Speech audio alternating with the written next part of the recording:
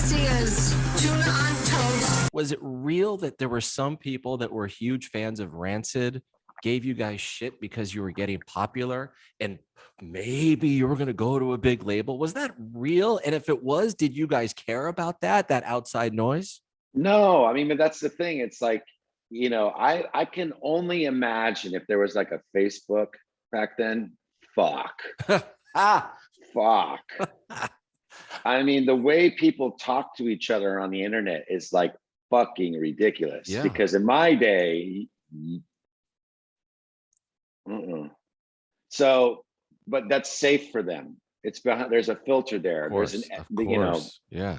but you know, there was people that had problems with what we were doing, and that was totally fine. It was like they were entitled to their own opinions. They weren't entitled to their own fucking facts. So here's the deal. We were working class kids, you know what I mean? And we came from places that, you know, whether they be broken homes or dysfunction or whatever it may be. And we found each other, and we started having this chemistry, and then we started writing these songs, and these songs started getting attention. It's like, do you think in any, have you ever heard a songwriter apologizing for writing a good song? No, of course not. Like, no. I'm really sorry that Ruby Soho came out. I'm really, really sorry. Like, I apologize to the world. Don't cancel me. You know, so it's like,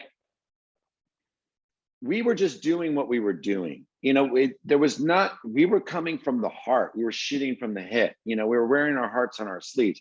People had a problem maybe with the authenticity of that.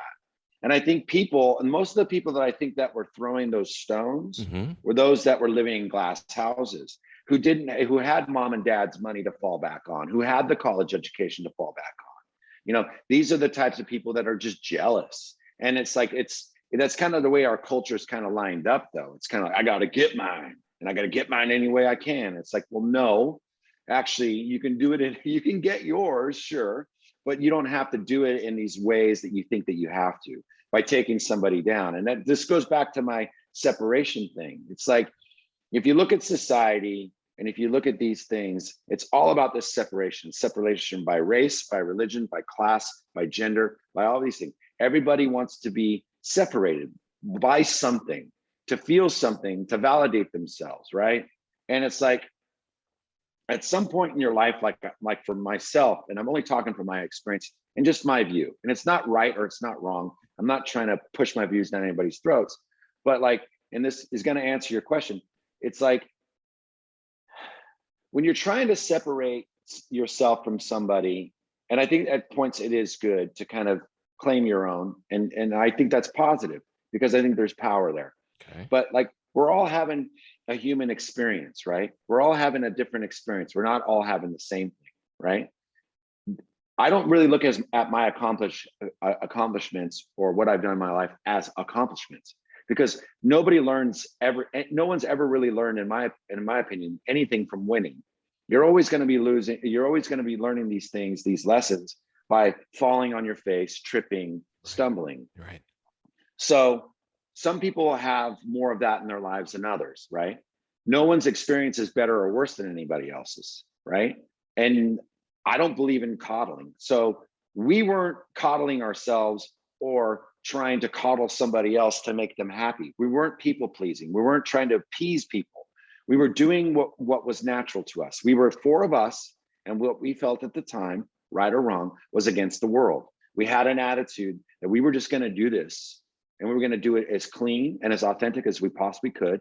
I don't even think that was ever verbalized. I just think it was what we were doing. You know, I don't think we were conscious of anything. We weren't making decisions to make our band bigger. The band got bigger and grew because we were working. Right. You know, Right. It wasn't anything else. It wasn't really, and we were doing good shows. We were, you know. The product was great and nothing was just handed to you. Like, hey, you guys, we're selecting you to get this huge career. No, it started like in this little small thing, and it built year by year by year. And you put like 15, 20 songs on every freaking album, man, which was unbelievable. Hope you enjoyed. Now hit that subscribe button. And for more Tuna on Toast, listen wherever you get your podcasts.